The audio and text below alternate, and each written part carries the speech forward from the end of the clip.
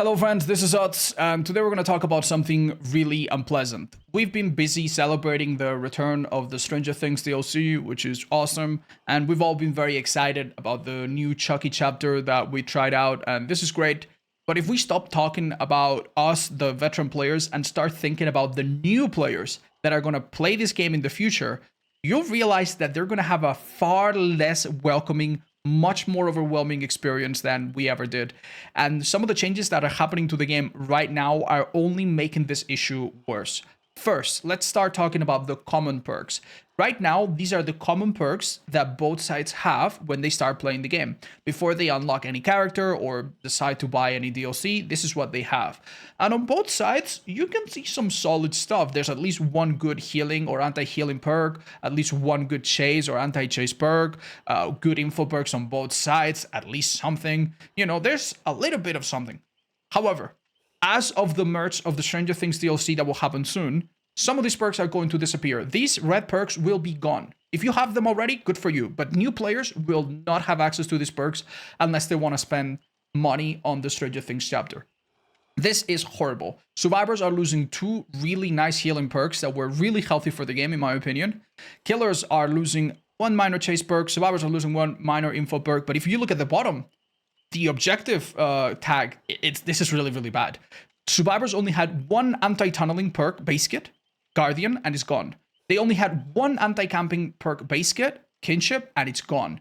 And on the killer side, it's even more devastating. Obviously, the killer objective is to kill while defending generators, because that's the one thing preventing the survivors from escaping. Jolt is gone. You don't have access to this perk anymore. And Mindbreaker, which was another really nice perk related to doing gens, is also gone. So what we're left with is a bunch of other perks. And if we look at the bottom, you'll see that there are some perks on both sides that are just straight up comically weak. These perks do so little, they are so useless that we might as well remove them because they just have such a limited impact. We then have other perks that, while not necessarily bad, they don't really help you unless you have a build that's really advanced and has other perks from purchase or unlock DLCs.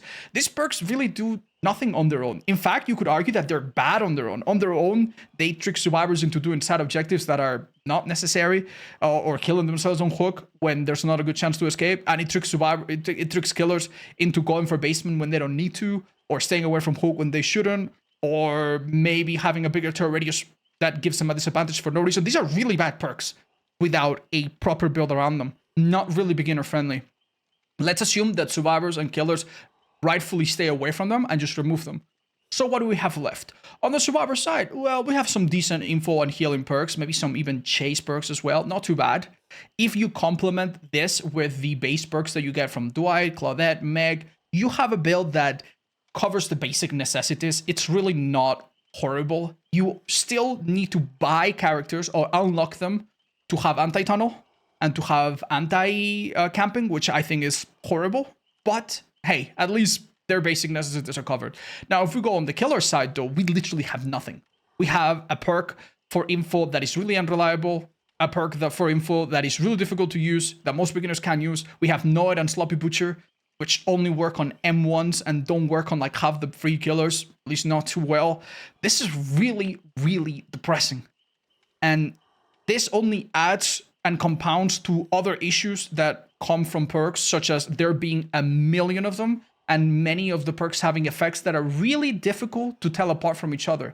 There are maybe 4 or 5 killer perks that increase their speed for extended periods of times, so survivors will never know exactly why a killer is so fast. There are 5 to 6 survivor perks that give survivors endurance, so a killer might hit someone and then they don't go down when they should, and they will not know why. The perks do not explain themselves very well.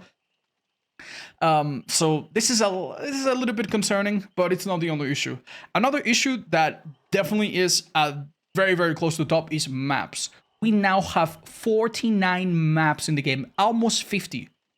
It's no wonder that survivors run Windows Opportunity as their #1 perk, because honestly, who can learn all of this? Especially when you consider that out of these 50 maps, 20% of them are variations. There's one RPD variation, there are 4 Badham variations, yeah, and there are also 5 Macmillan map variations. It is it was so difficult for me to learn all the maps as a beginner when there were only like 25 of them or 20 of them. I can't imagine what it's like to learn 50 maps that look and feel so similar, but then have just really random differences between them. I think it would really help beginners if maps were a little bit more stable, if we remove some or all of these variations and we just pick the best ones and try to balance that. You can clearly tell that the developers, even though they're trying their best to change maps, they don't always get it right, and they seem to struggle to identify which maps are problematic and which ones are okay. Having so many, I can only imagine, makes the game harder for the players, but also for the developers. And another thing that is very obviously outdated are the tutorials. The tutorials in this game tell you so little. It's almost no wonder that my videos and videos from other content creators trying to explain the game have so many views, because you cannot learn this game by just playing it. If you look at the tutorial, Moris are described as this very useful thing that needs to be used sparingly, when this has not been the case for like years now. You don't have any mention of the anti-camp mechanic, so survivors don't understand that they can maybe escape, and killers, they have no idea why a survivor might be unhooking themselves or why not. And there's also this really confusing thing about grades. When you read about grades, nowhere in this grade tutorial it's explained that grades do not affect matchmaking. If you hover over the grade menu, it doesn't explain it there either. I've seen so many players be confused and think that when their MMR, when their grades reset, their MMR changes and they have harder matches. And this is not how it works. And I think the developers just are, they're okay with people thinking that that's their matchmaking, or just people not knowing. They are just very, it seems almost on purpose, vague about the matchmaking. And it has made things quite frustrating. The rest of the tutorial still misses a lot of information that would be really, really important. And I wish they would give it a facelift. But yeah, especially with the perk side, we are looking at a very, very difficult future for new DBD players. So please, if you are introducing a friend to this game, be very patient with them and be ready to teach them the ropes, because man, it's going to be so much harder for them than it maybe was for you or for me.